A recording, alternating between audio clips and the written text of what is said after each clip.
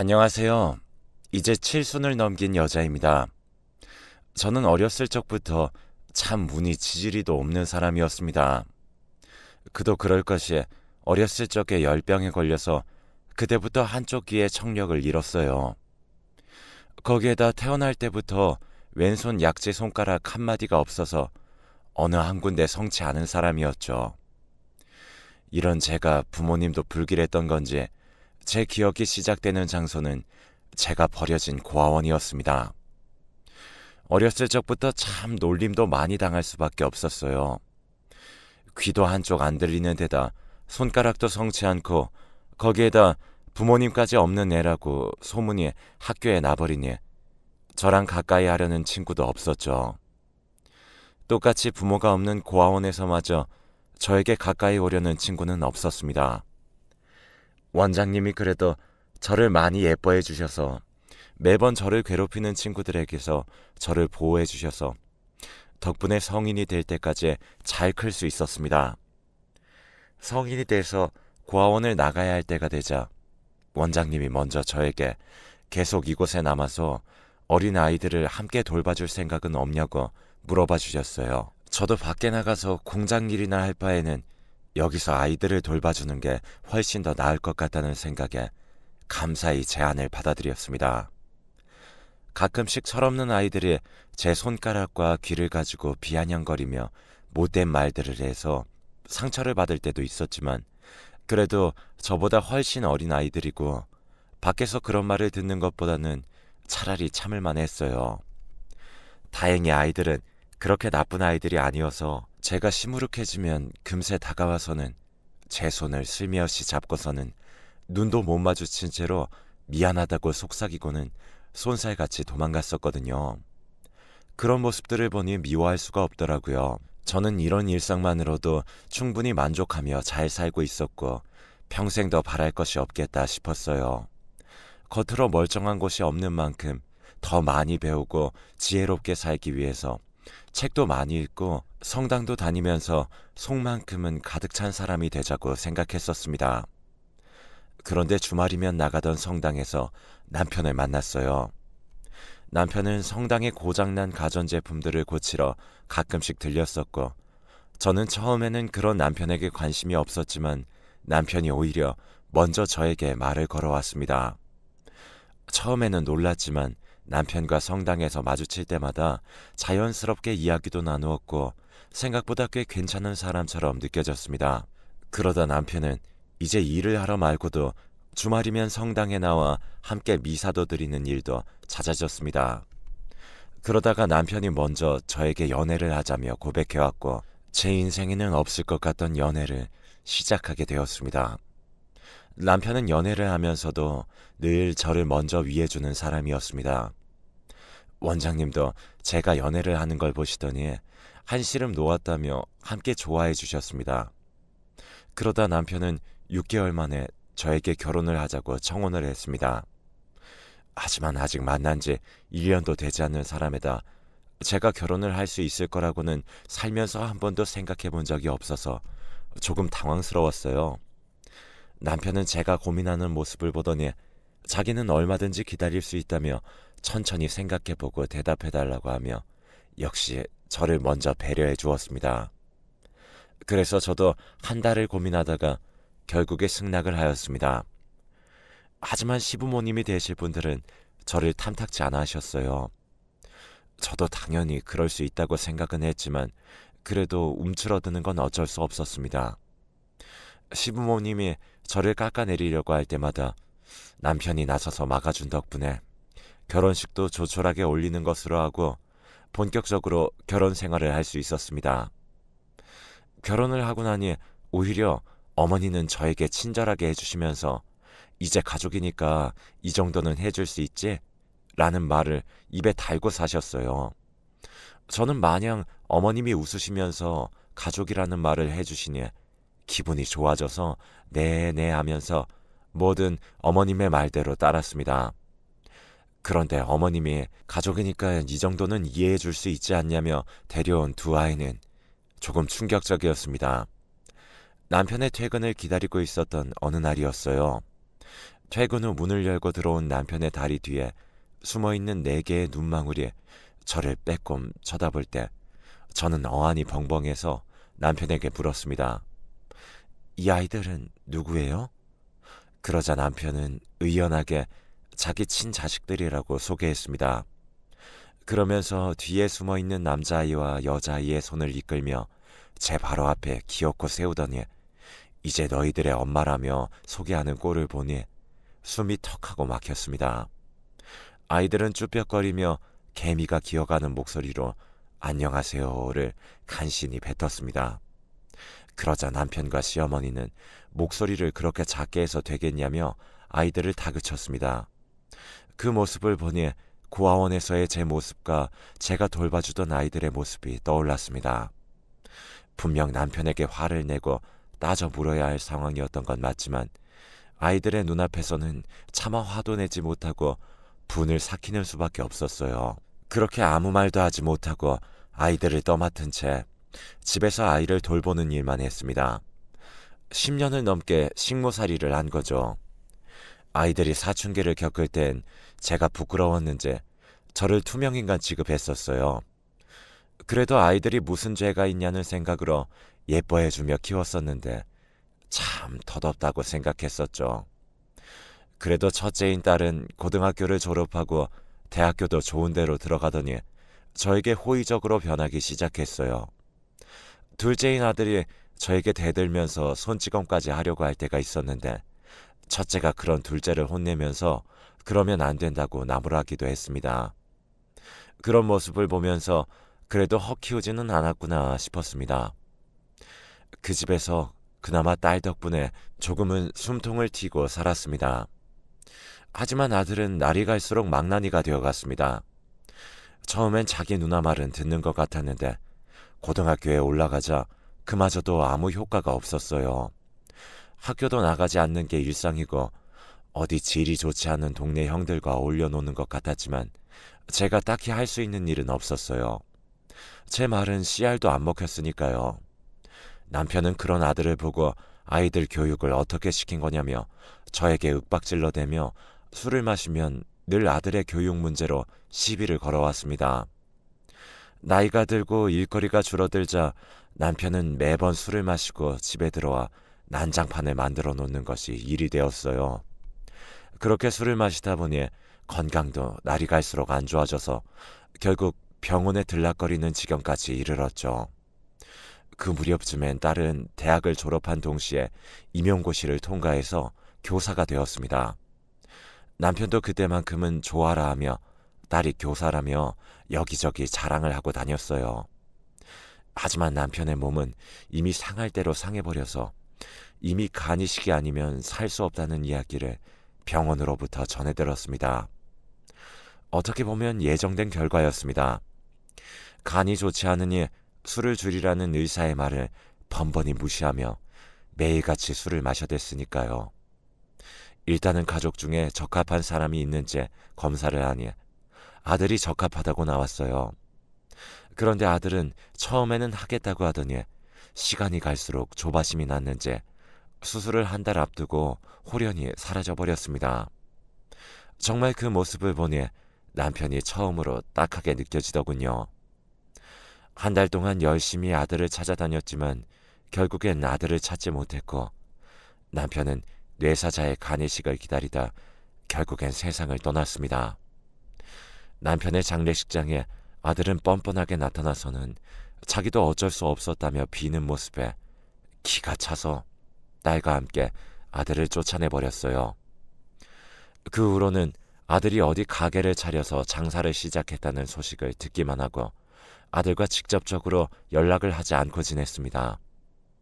그런데 몇 년이 지난 후 딸을 통해서 아들이 연락이 왔습니다.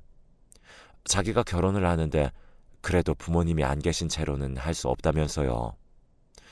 딸도 숙이고 들어오는 자기 동생의 모습이 짠했는지 결혼할 때까지만 부탁한다고 해서 찝찝한 마음으로 일단은 부탁을 들어주었습니다.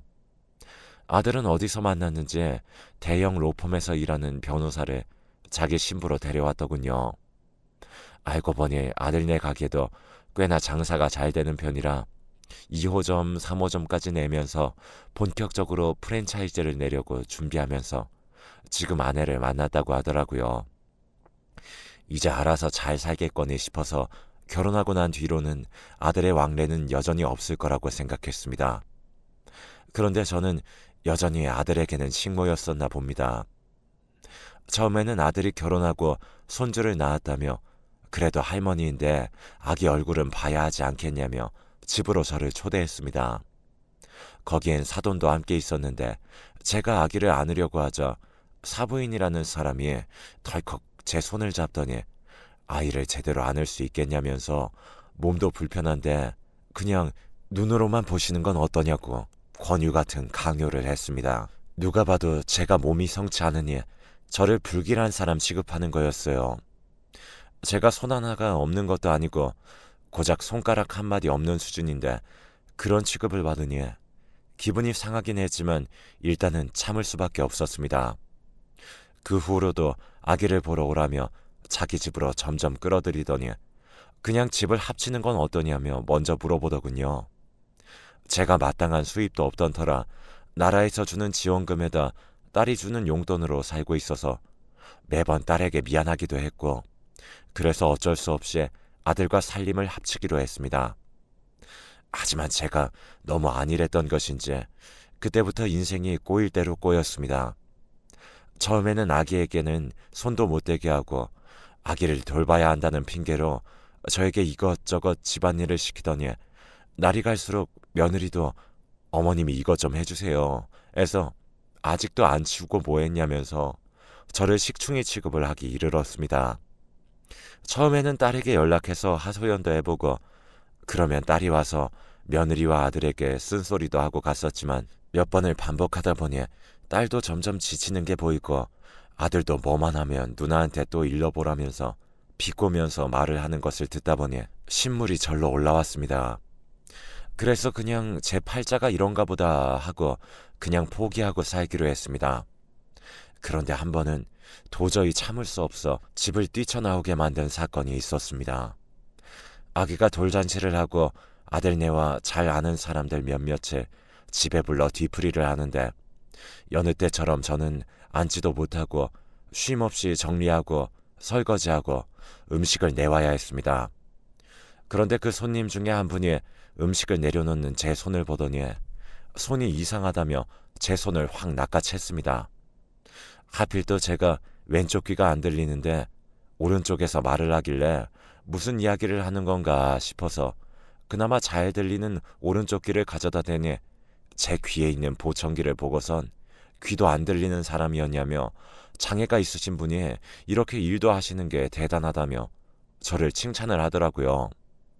그러자 며느리는 얼굴색 하나 안 변하고 웃으면서 제가 어머니라고 밝히지도 않고 그냥 일하러 오는 사람이라며 사람들에게 저를 소개시켰습니다.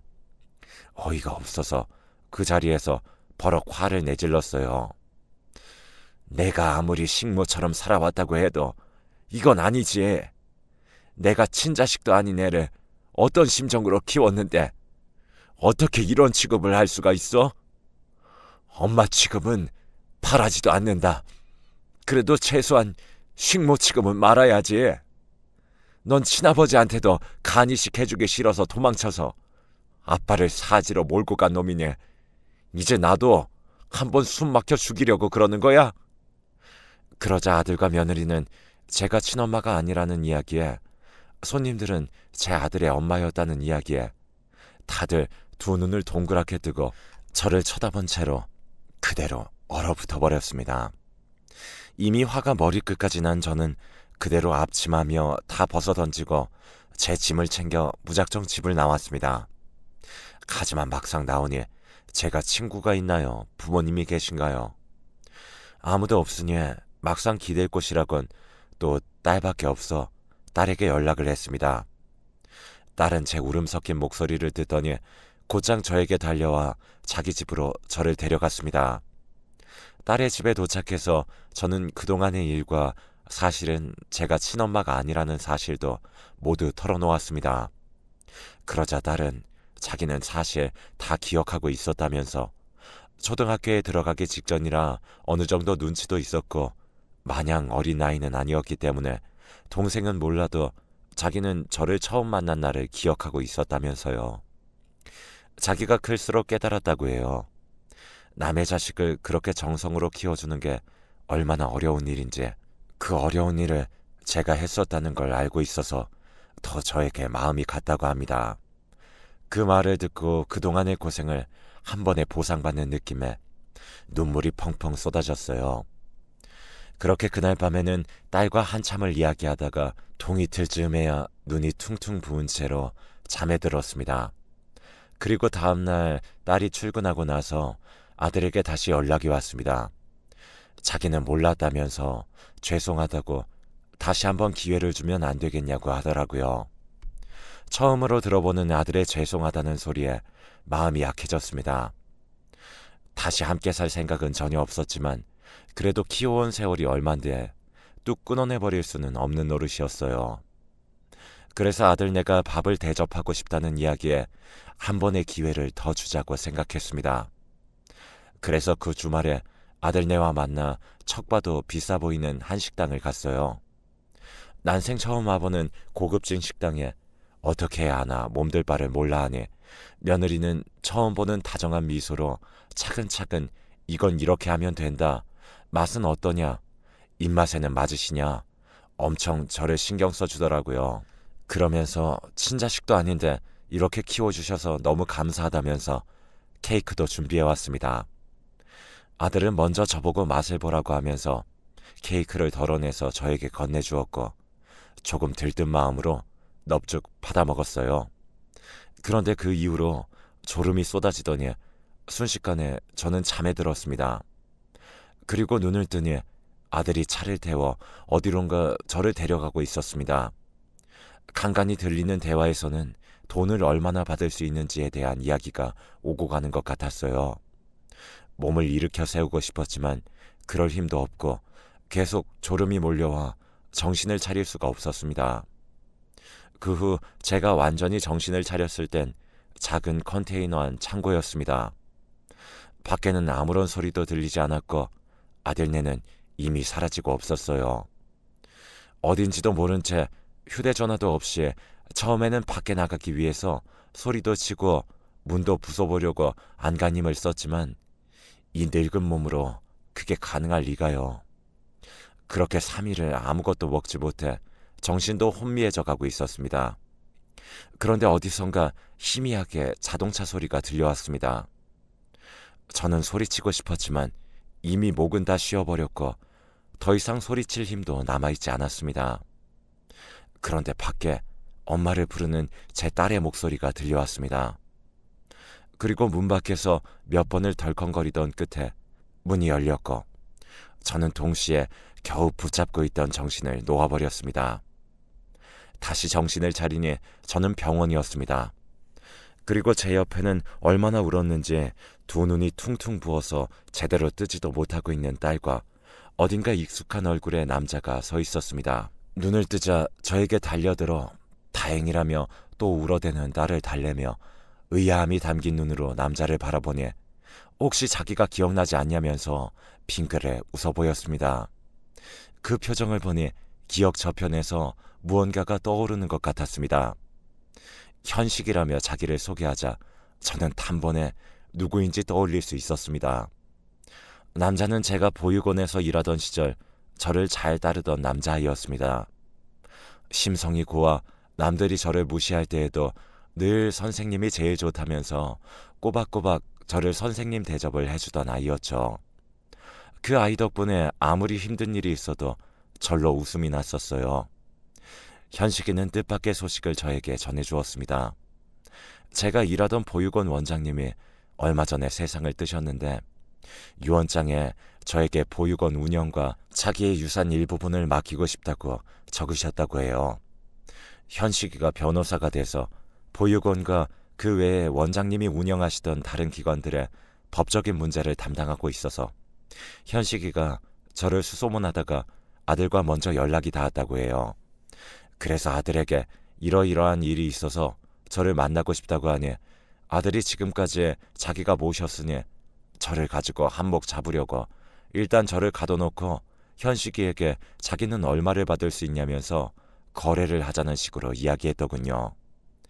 아들의 태도에 현식이가 직접 저에게 연락을 하려고 겨우 제 전화번호를 알아냈지만 그때는 이미 전 휴대폰도 없으니 연락을 받을 수도 없었죠. 다행히 딸이 그 소식을 듣고 아들의 차를 몰래 열어서 블랙박스를 뒤져서 저를 데리고 어디로 갔는지 알아냈다고 해요. 아들도 며느리도 참 멍청하게 굴었던 거죠.